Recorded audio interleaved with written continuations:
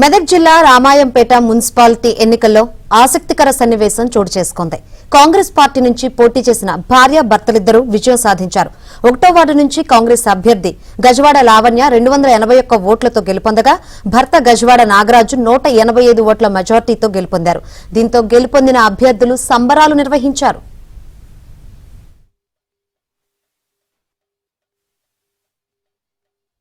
1వ వార్డు నుంచి కాంగ్రెస్ అభ్యర్థి గజవాడ లావణ్య 281 ఓట్లతో గెలుపొందగా భర్త గజవాడ నాగరాజు 185 ఓట్ల మెజార్టీతో గెలుపొందారు.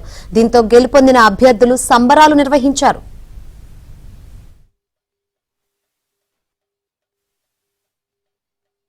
ఒకటో వార్డు నుంచి కాంగ్రెస్ అభ్యర్థి గజవాడ లావణ్య 281 ఓట్లతో గెలుపొందగా భర్త గజవాడ నాగరాజు 185 ఓట్ల మెజార్టీతో గెలుపొందారు. దీంతో గెలుపొందిన అభ్యర్థులు సంబరాలు నిర్వహించారు.